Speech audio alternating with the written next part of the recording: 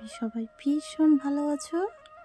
আর তোমাদের ভালোবাসায় আমরাও অনেকটা ভালো আছি। সিম্পল লাইফ ভিলেজ চ্যানেলে তোমাদের সবাইকে স্বাগত জানাই। আবারও নতুন একটি ব্লগ নিয়ে চলে এলাম। তোমরা সবাই আমার সাথে থাকো আর শুরু থেকে শেষ অবধি ব্লগটা দেখতে থাকো। আশা করছি আজকের ব্লগটাও তোমাদের খুব ভালো লাগবে। তো চলো বন্ধুরা, আমার পুরনো বন্ধুরা আর নতুন বন্ধুদের সবাইকে সাথে নিয়ে আজকের ব্লগটা আমি শুরু করছি। তো এখন বাজে সকাল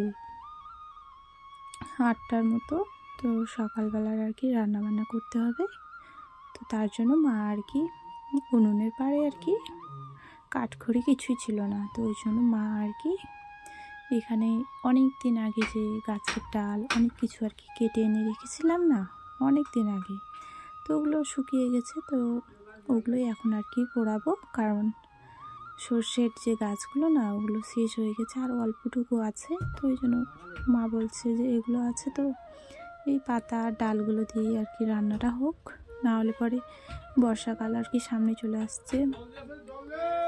বর্ষাকাল না আসলেও পরে তোমার বৃষ্টি কিন্তু হবেই, কারণ বৈশাখ মাসটা পড়লেই হালকা হালকা বৃষ্টি আর কি হতেই থাকবে এখন।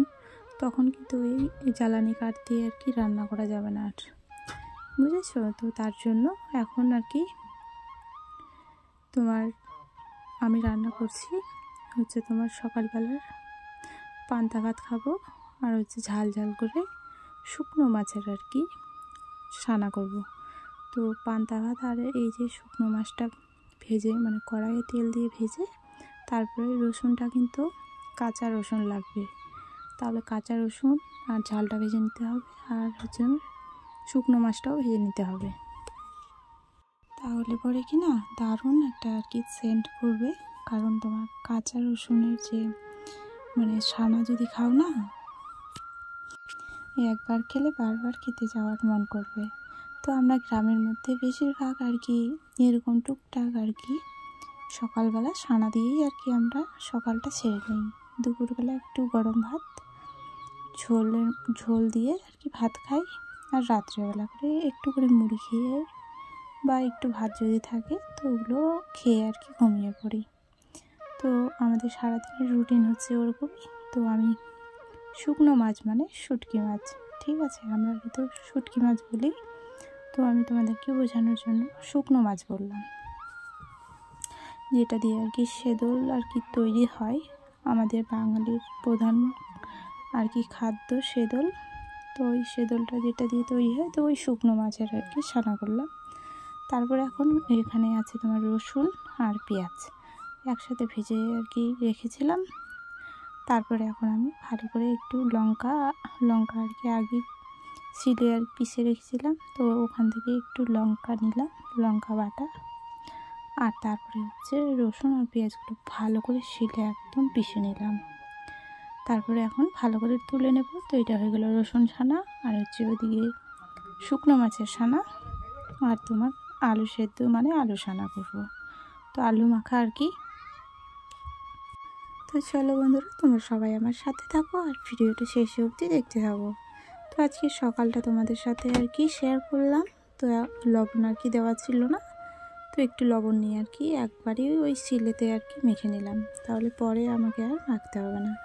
তো এই যে দেখো, এটা রসুন ছানা, তারপরে হচ্ছে তোমার শুকনো মাছের ছানা, আর হচ্ছে এটা আলু সেদ্ধ।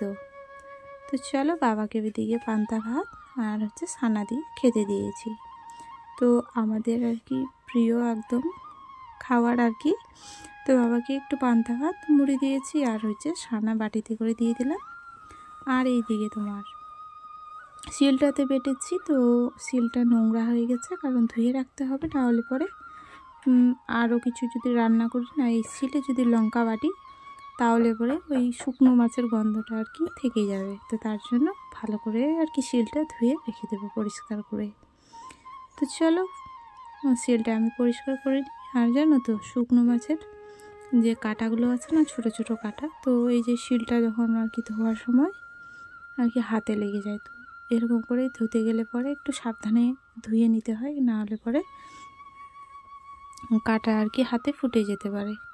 আর এদিকে তোমার দাদাভাই চলে আসলো, বলছে আমাকে খেতে দাও, কাজ করতে আর কি যাবে তার জন্য। আর বাবা তো বাড়ির কাজ করছে, ওই জন্য লোকের আর কি যেতে পারছে না, বাবা বাড়িতে আর কি কাজগুলো করছে। তো চলো, এদিকে আমার শিলটা ধোয়া হয়ে গেছে। তো এখন ভালো করে আমি শিলটা আর কি তুলে রেখে দেব, যেখানে আর কি প্রত্যেক দিন রাখি সেখানে আর কি রেখে দেব। আর তারপরে হচ্ছে আমাদের খাওয়া দাওয়া বাকি আছে, খেতে হবে। তো চলো, যেটা নোংরা জল ছিল সেটা আর কি ফেলে দিয়ে আসার পরে খাওয়া দাওয়া আমাদের হয়ে গেছে, সেটা তোমাদের সাথে আর শেয়ার করলাম না। তো এখানে থালা বাসন মাজতে গিয়ে মা বলছে যে আমি মেজে নিচ্ছি, তুই অন্য কাজ কর। তুই যে ছাই তুলতে গেছিলাম, মা বলছে না থাক, তোকে মাজতে হবে না, আমি মেজে নিচ্ছি। তো ওই জন্য মা আর কি এদিকে থালা বাসনগুলো মেজে নিচ্ছে, আর আমি একটু আর কি ভিডিও বানিয়ে নিলাম। তো চলো, আজকের মতো এখানে বিদায় নিচ্ছি, আবারও দেখা হবে অন্য কোনো ব্লগে। তোমরা সবাই সুস্থ থেকো, ভালো থেকো, এটাই আমি ভগবানের কাছে প্রার্থনা করি। তোমরা ভালো থাকলে আমিও ভালো থাকবো। তো চলো, এদিকে মা আর কি একটা একটা করে থালা বাসনগুলো ধুয়ে নিল। আর আমার হচ্ছে একটু কাজ আছে, হচ্ছে জলের পাইপটা যেখানে আর কি মশলাগুলো মাখবে, সিমেন্ট আর হচ্ছে বালিগুলো, তো সেখানে আর কি পাইপটা সোজা করে লাগাতে বলেছে বাবা। তো ওখানে আর কি পাইপটা আমি সোজা করে রেখে দেব। তো চলো, আজকে আমি এখানেই আর কি বিদায় নিচ্ছি। তোমরা সবাই ভালো থেকো, সুস্থ থেকো, এটাই আমি চাই। তো চলো, পাইপটা আমি সোজা করে রেখে দিই। তো আজকের মতো আমি ভিডিও কিন্তু এখানে শেষ করলাম, আবারও দেখা হবে অন্য কোনো ব্লগে। আর হচ্ছে তোমার অনেকজনই আর কি কমেন্ট করছে যে গোবরের ভিডিও আর কি কবে দেব।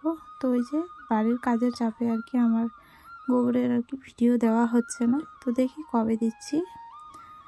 ভিডিও তো দেবো, অবশ্যই দেবো, কেন দেবো না, তোমাদের জন্যই তো ভিডিও করা, তাই না?